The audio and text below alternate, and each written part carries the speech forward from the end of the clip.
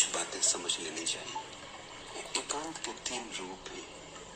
पहला, जिसे हम अकेलापन कहते हैं, एकाकीपन।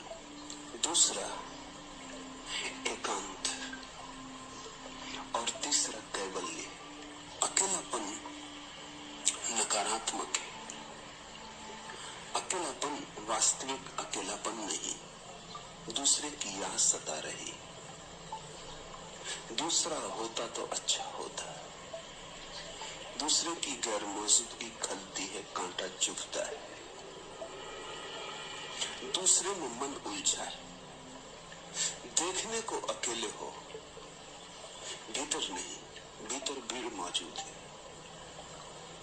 कोई आएगा तो पाएगा अकेले बैठे हो, लेकिन तुम जानते हो अकेले नहीं हो। किसी की याद आती, किसी में मन लगा है, किसी को बुलावा भेज रहे हो, किसी का स्वप्न सजो रहे हो, किसी की पुकार चल रही। कोई होता, अकेले ना होते। अकेलेपन से राजी नहीं। आनंद तो दूर, इस अकेलेपन में शांति भी नहीं। अशांत हो, उद्विग्न हो, जल्दी ही कुछ ना कुछ उलझाव खोज लोगे। चले जाओगे मित्र के घर, क्लब में, बाजार में, अखबार पढ़ने लगोगे, रेडियो सुनने लगोगे, कुछ करोगे, कुछ उलझाव बना लोगे। ये अकेलापन नीरस है, ये अकेलापन भौतिक है, मानसिक नहीं, आध्यात्मिक तो बिल्कुल ही नहीं। एकांत दूसरे प्रकार का अकेलापन। एकांत का अर्थ है रस आने लगा, अकेले होने में मजा आने लगा। अकेलापन एक गीत की तरह है। अब दूसरे की याद भी नहीं आ रही, अपने होने का मजा आ रहा है। दूसरे की याद भी भूल गई है, दूसरे का कोई प्रयोजन भी नहीं, व्यस्त होने की कोई आकांक्षा भी नहीं। बड़ी शांति। पहला नकारात्मक है, दूसरा विधायक। पहले में दूसरे की अनुपस्थिति खलती है, दूसरे में अपनी उपस्थिति में रस आता है। पहले में तुम अपने से नहीं जुड़े, दूसरे में तुम अपने से जुड़े हो। पहले में मन भटक रहा हजार स्थानों पर, दूसरे में मन पंछी अपने घर आ गए। दूसरा एकांत गहन शांति लाता है, ध्यान की अवस्था है। फिर तीसरा एकांत है कैवल्य। पहले अकेलेपन में अपने तो पता ही नहीं है, दूसरे की याद है। दूसरे एकांत में अपनी याद है, दूसरा भूल गया। कैवल्य में दूसरा भी भूल गया, स्वयं भी भूल गए, कोई भी न बचा। न दूसरा न स्व, न पर न स्व। क्योंकि जब तक स्व का भाव बचा है, तब तक कहीं कोने कातर में दूसरा छिपा होगा। क्योंकि स्वयं की लकीर दूसरे की मौजूदगी के बिना खींची नहीं सकती। मैं और तुम साथ साथ होते। पहले में तू प्रगाढ़ है, मैं छिपा है। दूसरे में मैं प्रगाढ़ है, तू छिपा है। ये एक ही सिक्के के 2 पहलू हैं। पहले में मैं ऊपर, पहले में तू ऊपर मैं नीचे, दूसरे में मैं ऊपर तू नीचे, तीसरे में पूरा सिक्का खो गया। न मैं बचा न तू बचा, कैवल्य बचा, चैतन्य बचा। ये परम एकांत है, समाधि की अवस्था। भीड़ तो गई ही गई, तुम भी गए भीड़ के साथ। तुम भी भीड़ के ही हिस्से थे, तुम भी भीड़ के ही एक अंग थे। पहली अवस्था में अशांति है, दूसरी अवस्था में शांति, तीसरी अवस्था में आनंद। पहली नकारात्मक, दूसरी विधायक, तीसरी महोत्सव की। सिर्फ विधायक नहीं, सिर्फ विधायक काफी नहीं है। अब विधायकता नाचती हुई, गीत गाती हुई। अब विधायकता बड़ी रंगीन। इस फर्क को ऐसा समझना, एक आदमी बीमार है, वो नकारात्मक स्थिति में। दूसरा आदमी बीमार नहीं है, डॉक्टर के पास जाता है तो वो निरीक्षण कर कहता है कोई बीमारी नहीं, स्वस्थ हो। लेकिन उस आदमी के भीतर स्वास्थ्य का कोई उत्सव नहीं। वो कहता आप कहते तो मान लेता हूं, लेकिन मुझे कुछ मजा नहीं आया। स्वास्थ्य की ऊर्जा नाचती हुई नहीं। बीमारी नहीं है तो आप कहते हो स्वस्थ हूं, परिभाषा से स्वस्थ हूं, लेकिन अभी स्वास्थ्य का कोई आंदोलन नहीं, ऐसा तरंगायत नहीं। तो एक तो बीमारी है, दूसरा डॉक्टर का स्वास्थ्य, डॉक्टर के निदान से मिला स्वास्थ्य। जांच कर ली, सब जांच परख कर ली, कहीं कोई बीमारी नहीं, घर भेज दिया कि कोई बीमारी नहीं, इलाज की कोई जरूरत नहीं। लेकिन तुम नाचते हुए घर नहीं आ रहे, तुम्हारे भीतर उमंग नहीं, उत्सव नहीं, हर्षोन्माद नहीं।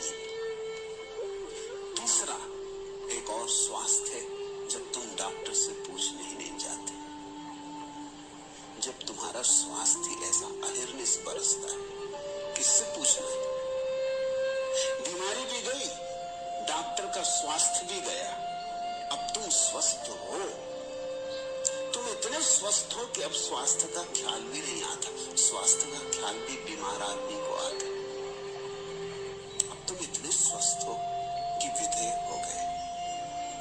ये तीन अवस्थाएं हैं अकेलेपन की। पूछा है भीड़ में मन नहीं लगता, ये सुख है। ये यात्रा का पहला शुद्ध बात है। जिसका भीड़ में मन लगता है वो तो बुरी तरह भटका है, वही पागल है। भीड़ में मन लगता है, इसका अर्थ हुआ अपने में मन नहीं लगता, उसके तो भीतर के मंदिर के द्वार बंद हैं। अच्छा है तुम्हारा भीड़ में मन नहीं लगता, ये ठीक हुआ, एक कदम ठीक उठा। दूसरी बात पूछा है लेकिन निपट एकाकीपन से भी जी घबराता है, वह भी स्वाभाविक है, जन्मों जन्मों तक भीड़ में रहे हो, भीड़ का अभ्यास है। अब बोध तो आ गया कि भीड़ व्यर्थ है, लेकिन अभ्यास कायम। बोध से ही अभ्यास मिट नहीं जाता, अभ्यास गहरे उतर गया, रोए रोए में समा गया, श्वास श्वास में भिद गया। अभ्यास तो भीड़ का है। समझ भी आ गई देख के कि भीड़ में कुछ सार नहीं, बहुत देख लिया, अब अकेले बैठना चाहते, लेकिन अभ्यास बल मारता है। जब अकेले बैठते हो तो एकाकीपन में जी घबराता है। जी तो भीड़ से मिला है, वो भीड़ का हिस्सा है जिसको तुम जी कहते हो, जिसको तुम मन कहते हो, वो तुम्हारा नहीं है। तुम इस भ्रांत में मत रहना कि मन के तुम मालिक हो, मन का मालिक तो भीड़ है, भीड़ ने ही दिया है। इसलिए तो मन को छोड़कर ही कोई भीड़ के बाहर जा सकता है। जी नहीं लगता, ये बात तो समझ में आती, जी लगेगा कैसे? जी तो भीड़ का है, जी तो भीड़ के ही अभ्यास से निर्मित हुआ है। इस जी को भी छोड़ना पड़ेगा तो ही एकांत में रस आएगा। इसलिए तो ध्यान का अर्थ होता है मन से मुक्ति, भीड़ से मुक्ति, शुभ आरंभ। मन से मुक्ति भी चाहिए होगी, क्योंकि मन भीड़ का ही हिस्सा है, तुम्हारे भीतर बैठा हुआ। तुम जरा अपने मन की जांच करो, तुम्हारे मन में जो भी है सब भीड़ का दिया हुआ है। भीड़ ने कहा तुम हिंदू हो तो तुम हिंदू हो, और भीड़ ने कहा कि तुम सुंदर हो तो तुम सुंदर हो, और भीड़ ने कहा कि तुम बड़े बुद्धिमान हो तो तुम बुद्धिमान हो।